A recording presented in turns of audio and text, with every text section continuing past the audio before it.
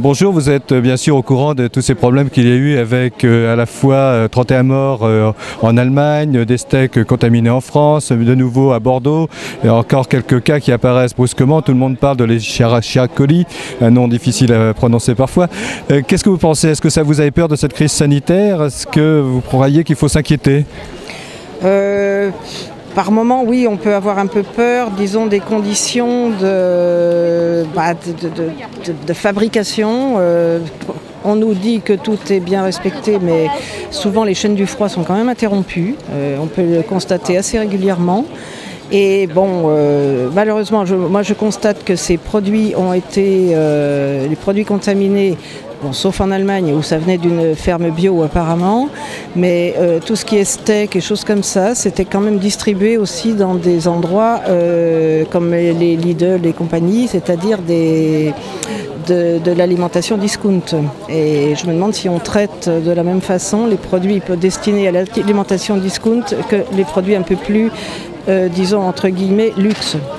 Je trouve qu'on médiatise beaucoup les choses et je dirais même qu'il suffit de trouver les bons endroits pour acheter sa nourriture.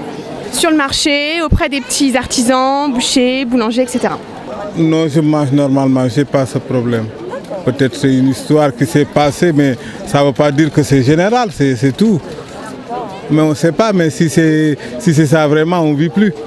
Personnellement, moi je rince mes légumes, ça ne m'a pas posé de problème. Et ayant une amie qui vit au Pérou où il y a le choléra, chez elle, tout ce qu'elle fait, c'est rincer ses légumes et elle les cuit. Elle n'a jamais eu peur du choléra. Donc je me suis dit, les colis c'est la même chose, il faut reprendre des vieilles habitudes, quoi. Bien rincer et c'est tout. Je crois que en fait, ce que tout ça met en lumière, c'est que nous devons rester humbles et envisager tout ça avec beaucoup d'humilité, que ce soit du côté des soignants, du côté des experts, du côté des producteurs et du côté des consommateurs. Je fais déjà très attention, je fais attention à ce que j'achète. Je n'achète pas auprès de n'importe quel commerçant, auprès de n'importe quel commerce en particulier. Donc je privilégie les producteurs locaux en général. Il n'y a pas tellement de positions à avoir, c'est un problème souvent de manipulation en fait, par des intermédiaires.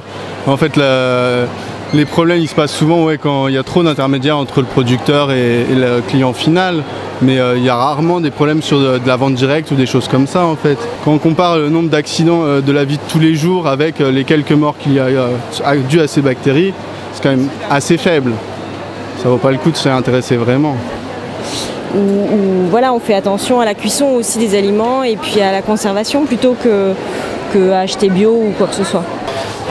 Avant tout, je pense que les gens ont confiance en leur boucher, les artisans qui travaillent avec des petits volumes, qui vont chercher eux-mêmes leurs bêtes chez les éleveurs, qui travaillent après en direct. Je pense qu'il y a quand même beaucoup plus de sécurité que d'avoir des produits qui sont sous vide, qui sont travaillés à l'avance dans des gros groupes. Et je pense que c'est un gage de sécurité que d'acheter chez un artisan. Une réaction? Un témoignage? Commentez ce reportage sur dijonsanté.fr.